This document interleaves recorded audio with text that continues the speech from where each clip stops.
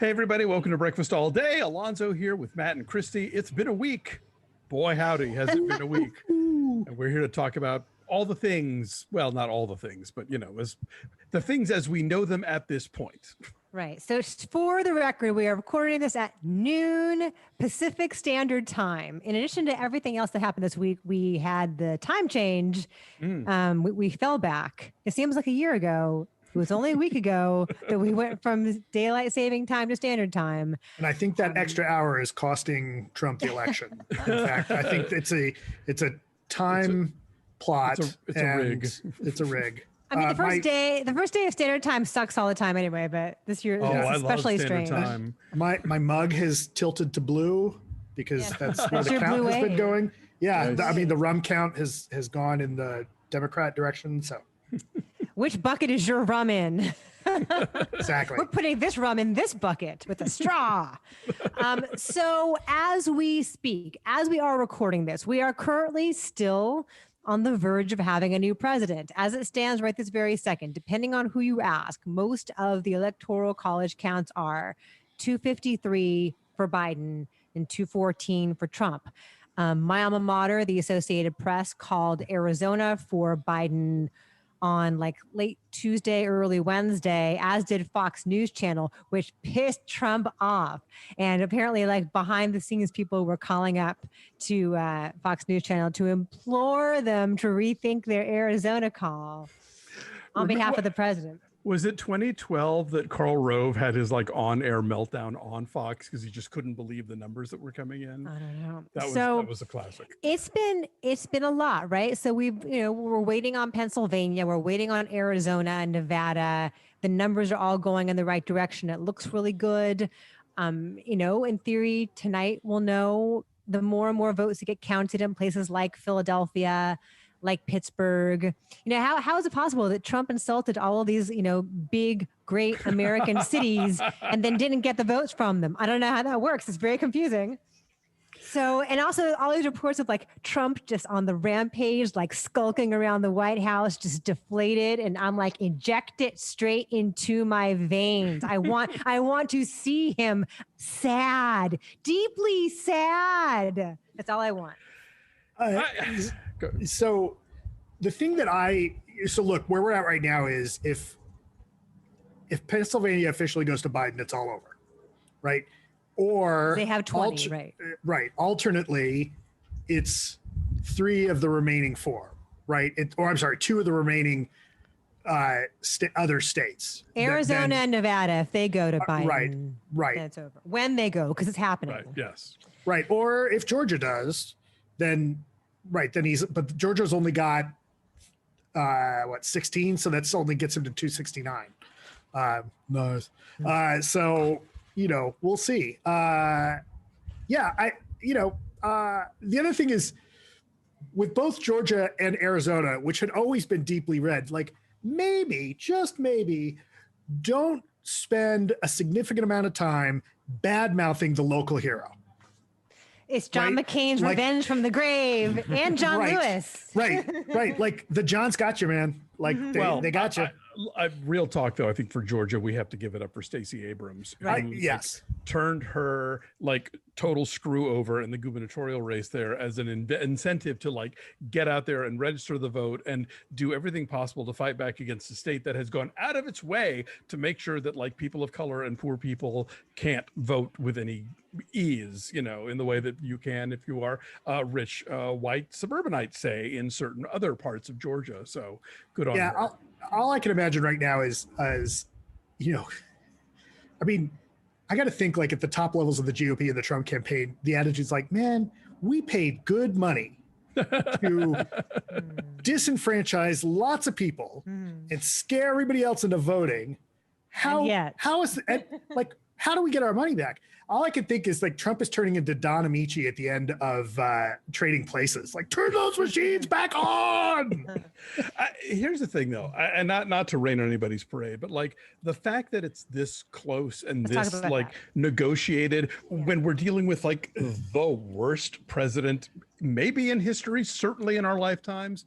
I think a lot to like the weak tea candidate that the Democrats put forward. Like in the middle of a pandemic when people are dropping like flies and it can very easily be laid at the president's feet, it should not be this neck and neck. It should be a Walter Mondale style rout. But that's not about Biden, Alonso. I would argue that's about the inherent philosophy of Trumpism that like sadly still permeates so much of our country, which, you know, it's not like Trump loses and you flip a switch and it's gone. I mean, the fact that more people voted for him this time than last time has more to do with America. That is true. I would argue. If you look at surveys of Americans and you talk about things like Medicare for all and like other progressive platform items, they're very popular, and they're very popular in the polls, and not only popular, but the kind of thing that rouses people to go vote and young people to go vote. And Biden is against a lot of that stuff. He's against Medicare for all. He's against the Green New Deal. And so I think if we keep with this pool of neoliberal, wishy-washy Democrats, we're just going to wind up with a more competent fascist in 2024, somebody who is as despicable as Trump, but who talks the talk and is slick and TV ready and like not a gross pig who is going to destroy us all. Well, Trump wants to run again in 2024. Let him. From prison. Yeah, I don't think you can run from prison. I mean, you can try and run. They usually catch you. So, you know, look, like there's various degrees of how close this is, right? I mean, like in the Electoral College, this shows you what bullshit the Electoral College is, right? As I tweeted the other day, like, hey, crazy idea. Maybe we just go with like 73 million is more than 68 million. Mm-hmm. Call me crazy. Yeah, like, more people voted for Biden for president than have ever voted for anybody for president. Like maybe now that doesn't get over the fact that there are 68 million assholes out there. I think that's to a certain extent a measure of it's the dark side of American individualism, right? Like I got mine, fuck you. Right. And I think that's there's a lot of people. Or I might get mine one day. And so, you know, I'm going to vote with my wealthy oppressors rather than acknowledge the fact that I'm a working class person who's getting screwed over by the government. You know, I think they also just like what an asshole he is. They like the swagger of him, and it emboldens them to be assholes too. Yeah. And I will say that I think a lot of it is sexism and racism. Sure. About color. Oh, absolutely. I love how the suck it snowflakes crowd is suddenly being all like, well, if the Democrats win, they need to be gracious about it. Rick Santorum said that on CNN. Oh no. Former Senator Rick Santorum was like, no, we don't need to give anybody time to work through their feelings from the fuck your feelings crowd, right? Yeah. Right. I tweeted the other day, yesterday, or no, this morning, I tweeted out like my punk band I'm gonna form a punk band, and our first single will be The Snowflakes Want to Recount. Yes. So yeah, well, speaking of though, I believe that the Georgia Secretary of State has said that there is going to be a recount. Okay, sure. Votes. Recount all of them. It'll be irrelevant. I mean, fine. They'll still find what they find. It's funny, and I was reminded that we didn't know who our president was going to be in 2000 officially until December 12th. Mm-hmm. So this seems like an eternity this week, because we didn't have Twitter back in 2000. Everything feels like sped up and more intense and more. That makes all the difference. Yeah. Immediate. So how is it still election day? It's still 4 days later. Somebody said, like, yeah, from the year that brought you the 3-month March, it's welcome to Tuesday 5. Exactly. It's, you know, the thing I worry about is, you know, okay, so they call the election for Biden, like what's the next, and the recounts don't work. What's the next step that he tries, right? Is it the thing that some people have talked about? Like, does he try and get certain governors to assign different electors? Holding his breath till he turns blue? I don't know. Biden's speaking tonight. By the time all you guys listen to this episode of our podcast or watch this on YouTube, Biden probably will already have spoken. So he's, I don't know, declaring victory tonight, at least trying to be a unifying force tonight in declaring malarkey. I hope he says malarkey. Folks, this is malarkey. It's my press secretary, malarkey. Yes. How have you guys felt emotionally this week? I have tried to self-care as much as possible. Like Tuesday, I did not get on social media until like 8:00 at night, which is, I think, a current record for me. I really just made it a point to like do other stuff that day. Luckily, I had some deadlines and some things to be working on. And I've been trying not to like obsessively like refresh the page to see how the numbers are going. So I'm just trying to kind of like not stick my head into the hole too much. So that's been working, I guess. I'm having weird dreams though. What about y'all? Same. Matt, go ahead. It was really warm this week, so I turned the pool heater back on over the past weekend, so it'd be warm enough to get into. And then it was, or supposed to be really warm, and then it was all overcast. And so I was too busy, so I got much less pool time than I thought I was going to be able to get for my self-care routine. And then it was like, all right, I turned it off yesterday, and now it's super sunny and warm again. And it's like, God damn it. It's going to rain this weekend. Can it be August again? I've been fortunate enough. I had some interviews to do this week, so I watched some movies that totally took my mind out of it. Probably the best one I saw so far is Dating Amber. We're doing that next week. Yeah, which is super sweet. I really like that. So I'm looking forward to talking about that one because I got to interview a couple people from that. And then a lot more video games. Still playing SnowRunner. I am full on my Christmas kick on Hallmark and Lifetime and Netflix, so that's definitely been helping. Nick says, Alonso, that you'd probably be happy if it were Christmas every day. Is that an accurate assessment? Weirdly enough, my thing about Christmas is I think the anticipation is always better than the actual event. So the fact that it's not Christmas every day means I enjoy it. I can't remember how that was relevant. What have you been doing, Christy? Long walks with the dog. That's been nice. Just trying to get out and like not check my phone all the time. But like every night, I will say every night I'm on that couch and I'm watching MSNBC and or CNN for like hours. And then like I make dinner, but I'm still watching TV while I'm making dinner. Chris has had some late nights. On election night, he was there till like 12:30 in the morning. We're waking up at like 5 o'clock, in the morning to go get up again. Sleep has been bad. Sleep has been hard. And it's just the not knowing, which I'm sure is the case for so many people. Like you want to know. And although there's hope in the direction that the numbers are going, it's still really stressful. And I don't know that we are going to be able to recognize and assess the cumulative trauma we've all experienced over the past 4 years until it's official. And then we can finally all drop our shoulders and exhale. Like, I feel like we've been on such on edge and such anxiety for so long about so many things that the brunt of it and this is all over. So when the pandemic either the election or the pandemic's over, like there's an announcement of a vaccine, are we going to see a new baby boom?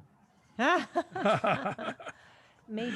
I think we'll be seeing one anyway, but just from all the home time. By the way, if anybody, you want to take your mind off this election uncertainty, I bet Disney Plus has the one and only genuine original family band where you can watch a lot of people get really anxious over the results of the 1888 presidential election between Harrison and Cleveland. What is that? I don't know. It's a 60s Disney musical with Leslie Ann Warren and John Davidson. And literally that's a major subplot is the 1888 presidential election.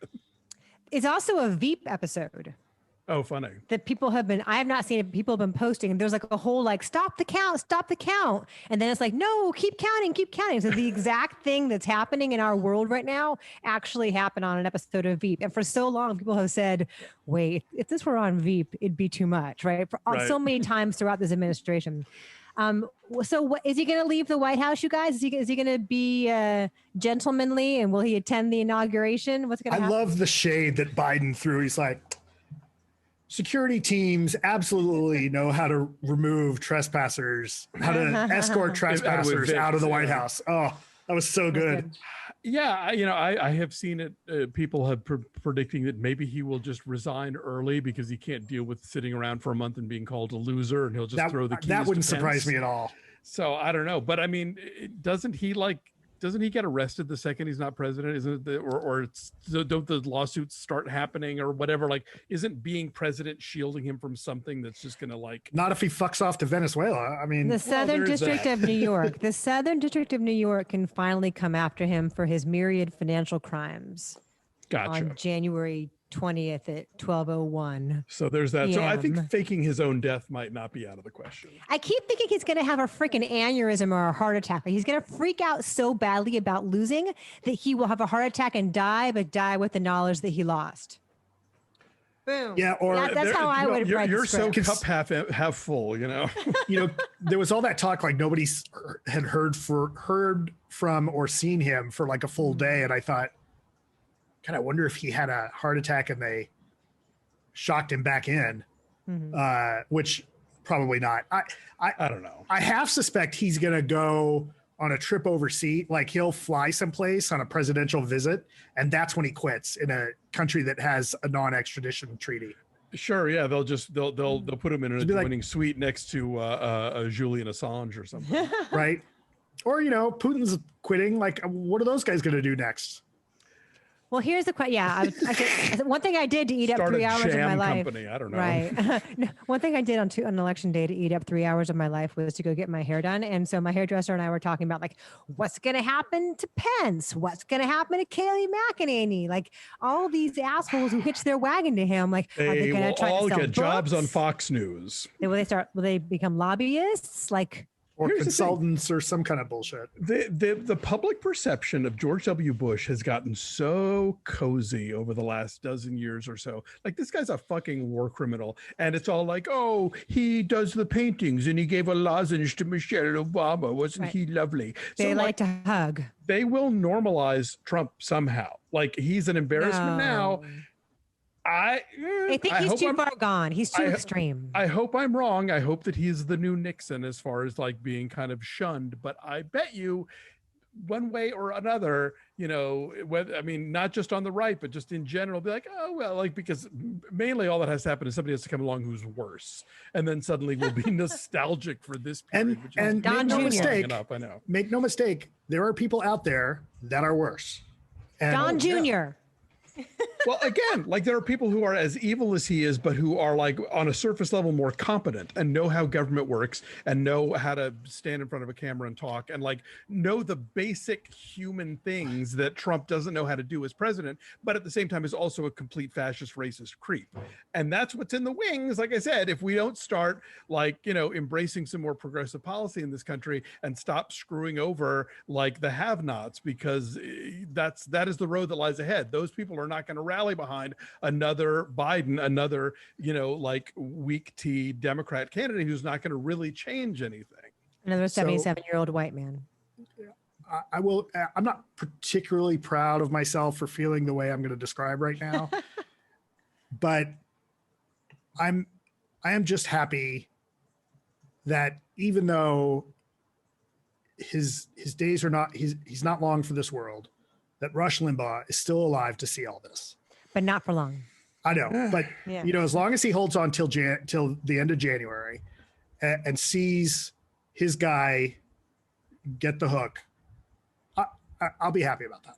Did you guys watch the Trump speech last night where he went? I refused, and I love the fact that like didn't MSNBC cut away from for like 5 minutes, and CNN was like says totally misinforming thing. Not even 5 minutes. Like I had it on in the car while I was waiting in line to get gas at Costco. And literally Trump said like 2 sentences. And then Brian Williams cut in and was like, I'm sorry. Ordinarily, we would not interrupt the president of the United States, but these are lies.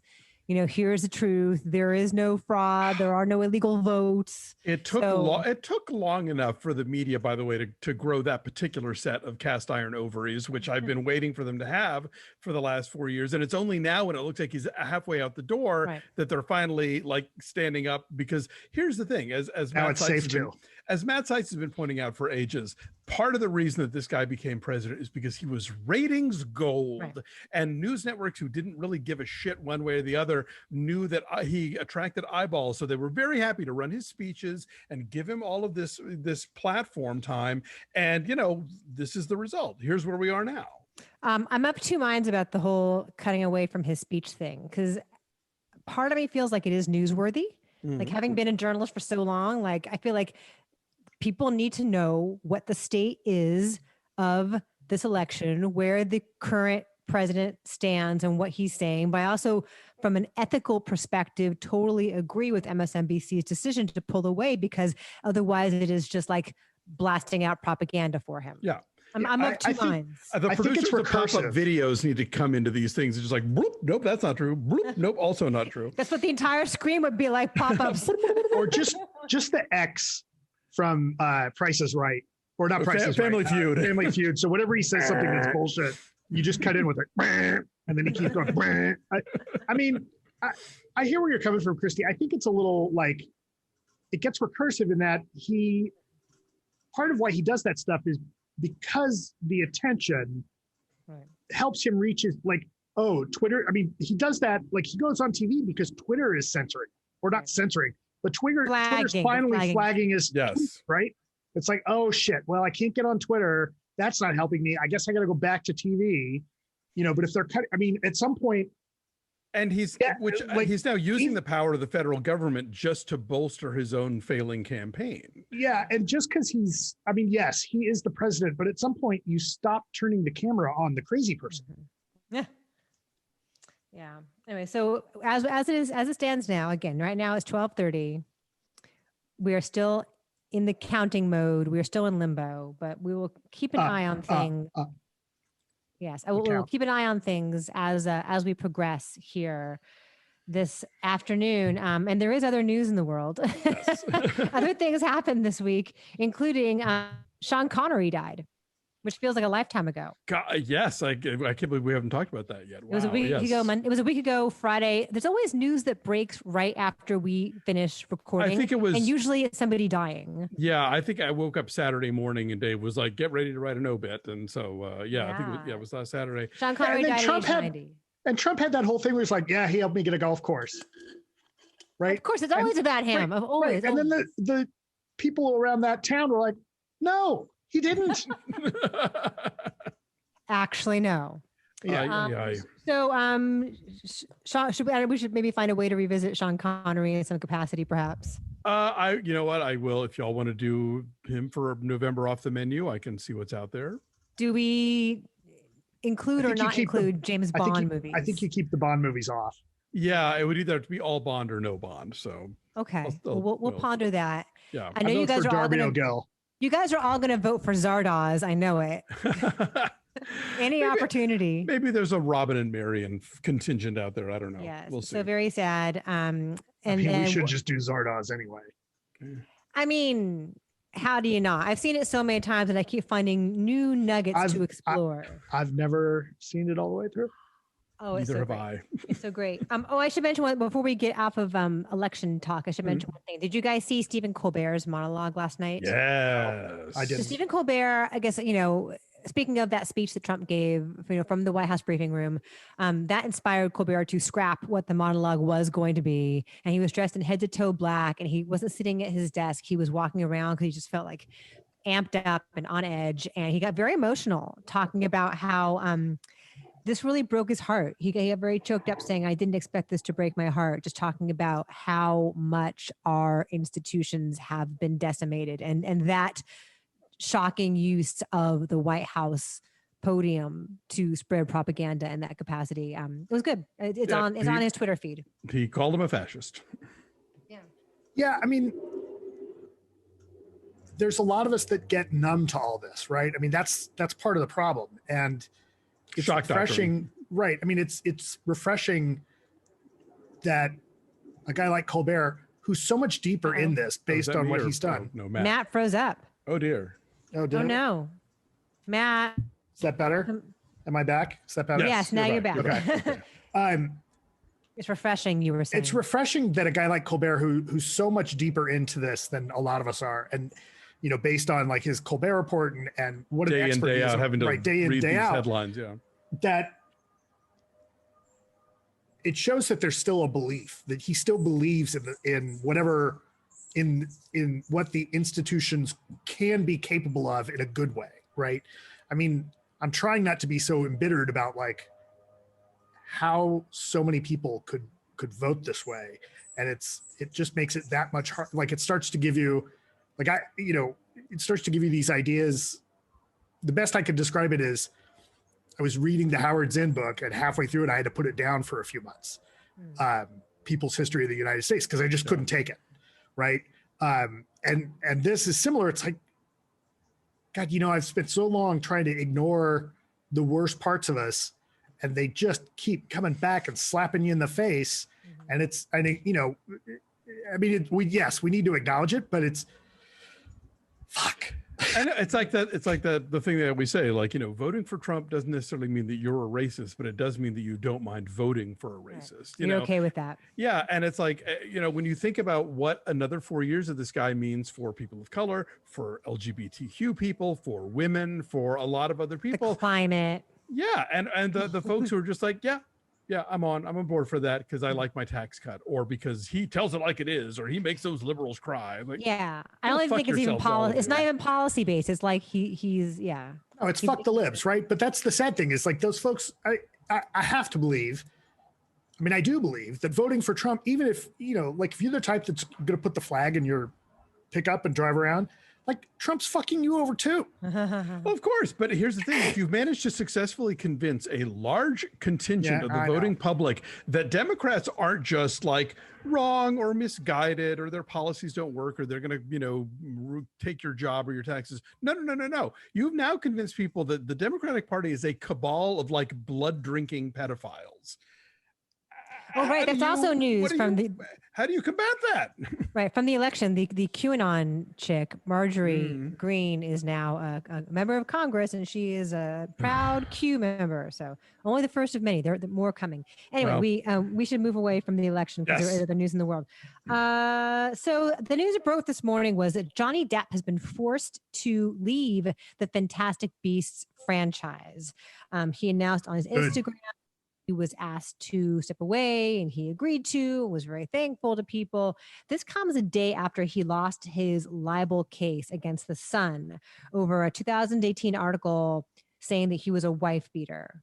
He had accused him of libel, and he lost. And then the next day he got booted from this franchise. And so they are going to have to recast before Fantastic Beasts 3.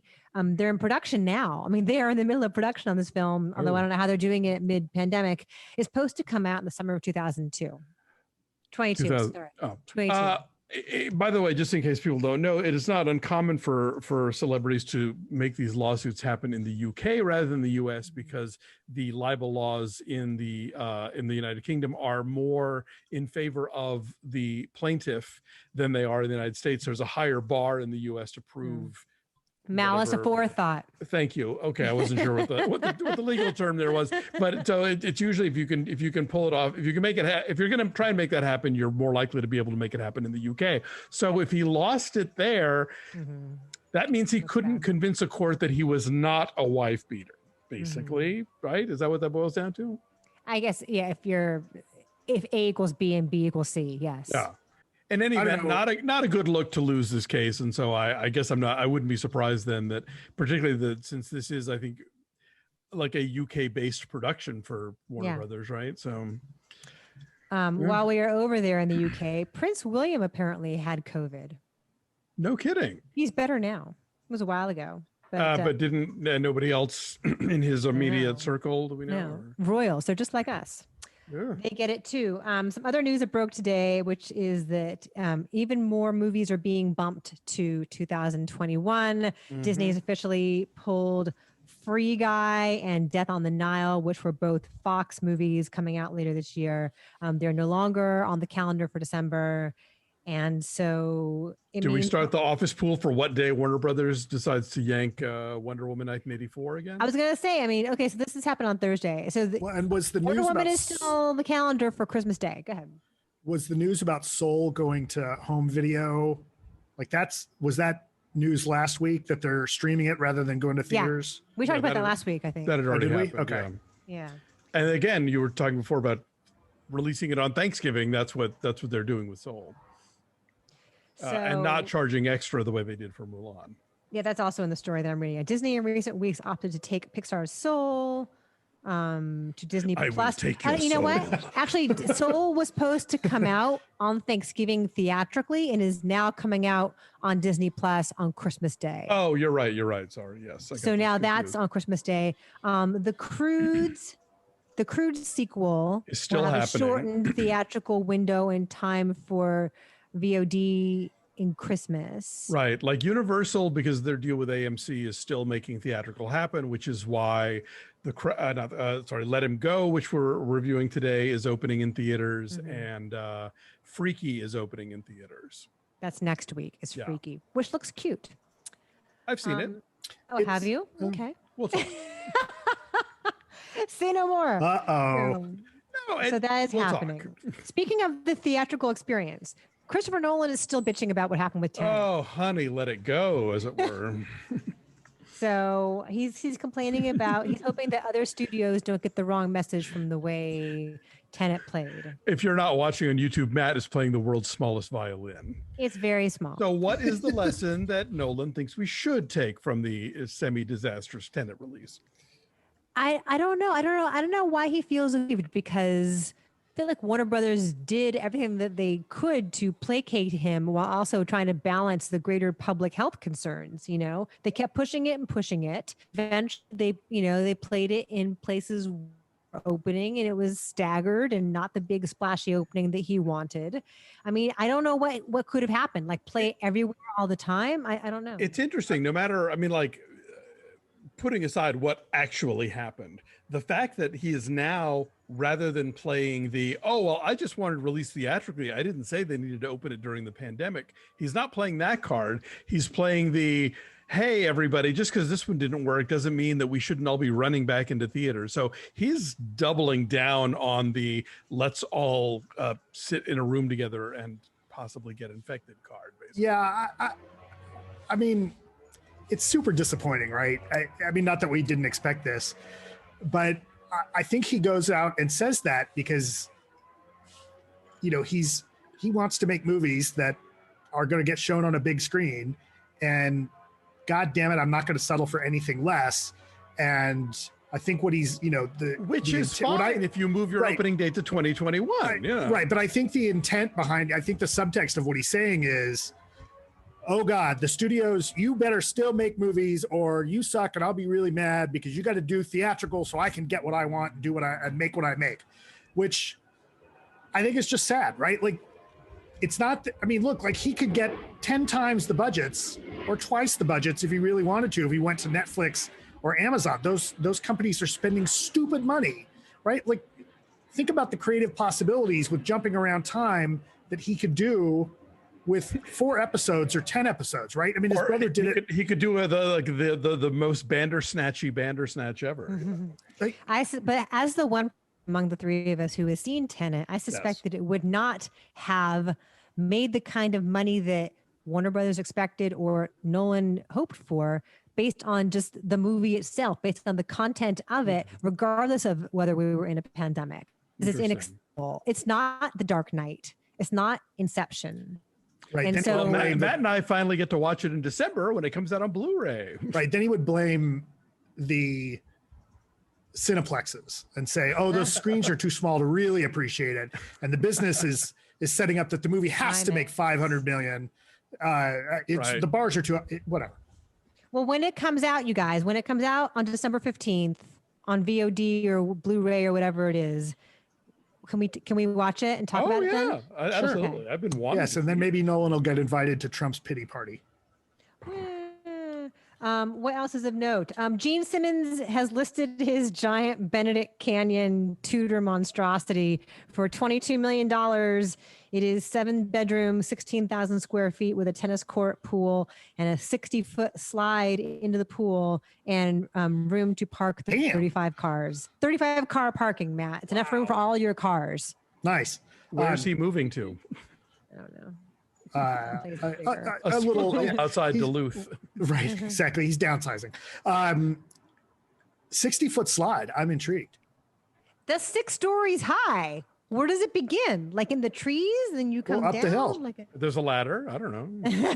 I mean, the thing is there, like, how do you get up there? right? Like, do you take the steps There's up? a ladder. No, I It don't- must not be like 60 feet straight down. It must be like it goes like zigzags and then eventually makes its way into the pool.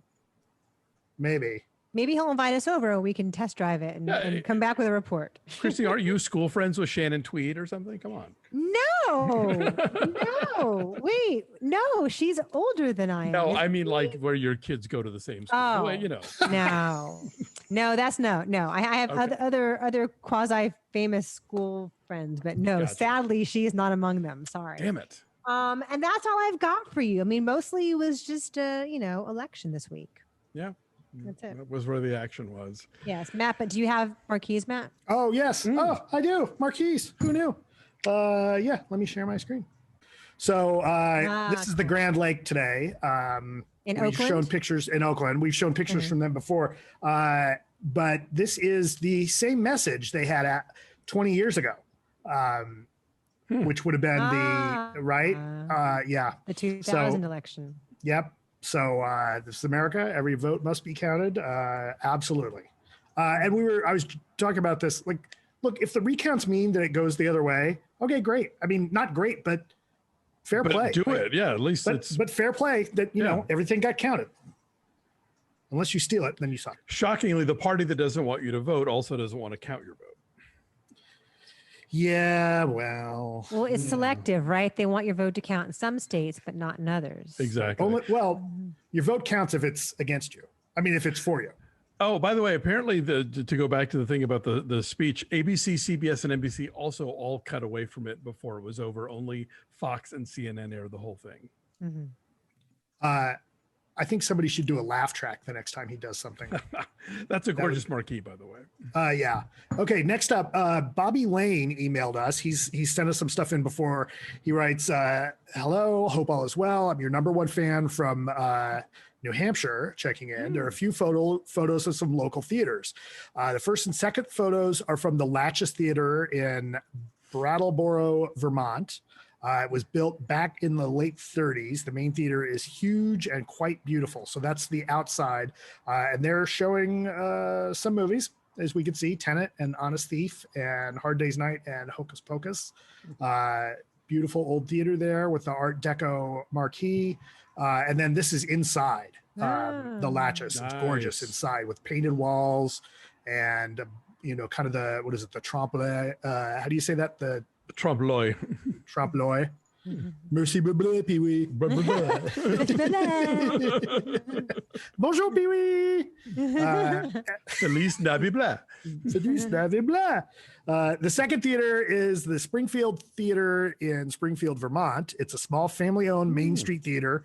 We went to see Psycho there this Halloween. That's pretty cool. That'd be cool to see on the big screen. Yeah. First time on the big screen for them. It was awesome. And then last one is the Colonial Theater in Keene, New Hampshire. This was built in the 20s and was originally a stop on the vaudeville circuit. I took this photo on election day. The last theater is actually in a small, so there's one more. So the Colonial, and their marquee says, "Vote like your arts depend on it." Indeed.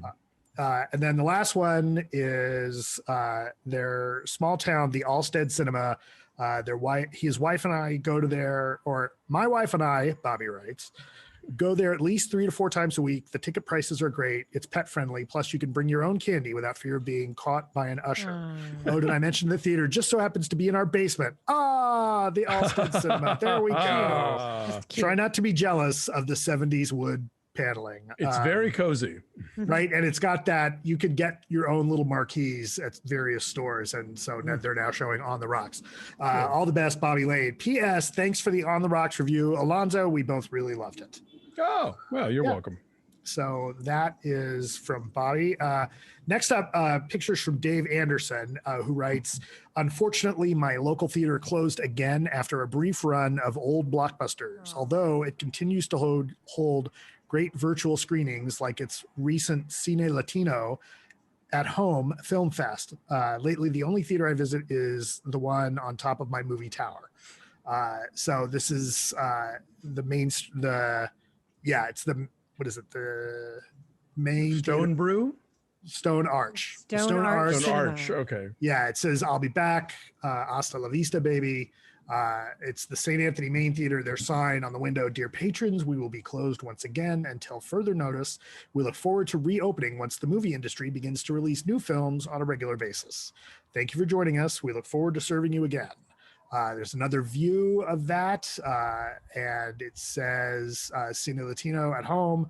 That was last week, but you can look, I think it's mspfilm.org, I believe, that it says on the marquee. And then this is their Halloween kind of get up of a small kind of model of the theater, of a theater, the Lagosti Theater.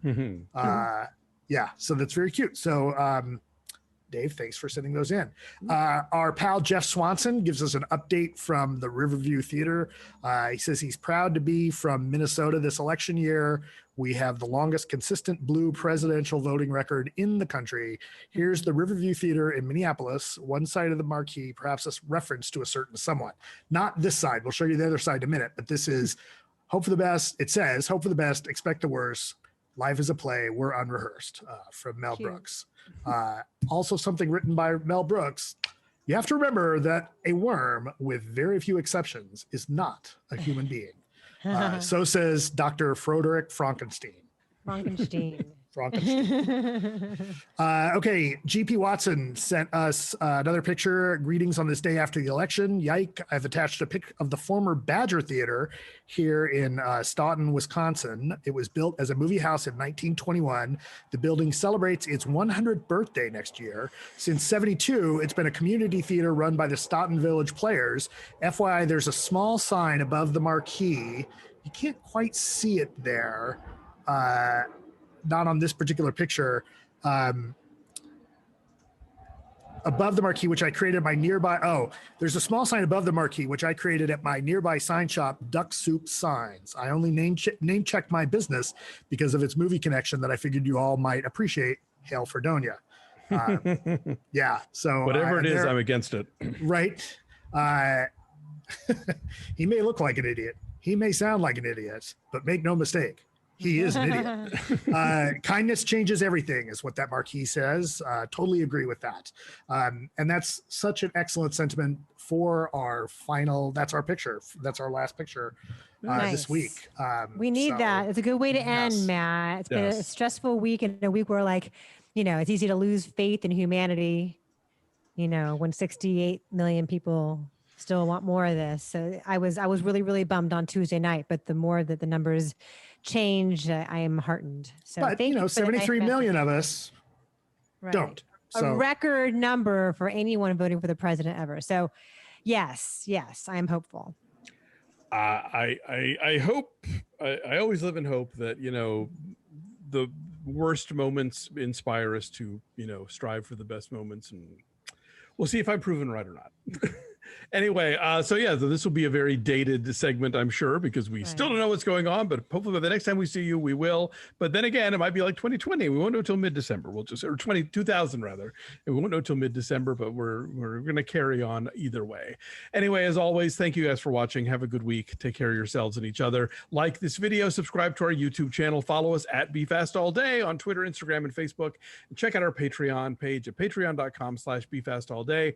Digging into the Mandalorian and Seduced from Stars, and yes, we will be talking about the Lego Star Wars holiday special, so you don't want to miss that. Anyway, thanks you guys. We'll see you next time. Bye.